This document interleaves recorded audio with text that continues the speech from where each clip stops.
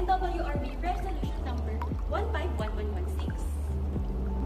Ngayon ay tatalakayin natin ang top 3 na kahalagahan sa pagkuha ng water permit application.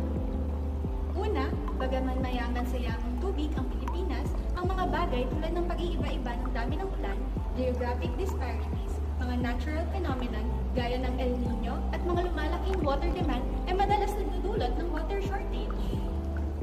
Pangalawa, sa pamamagitan ng water permit, masasigurado at mapoprotektahan ng isang water user ang kanyang karapatan sa paggamit ng yamang tubig ng bansa. Pangatlo, isa itong paraan upang aktibo tayong makilahok sa pagsusulong ng mga pambansang interes gaya ng environmental protection at food and water security. Yun lamang po, maraming salamat!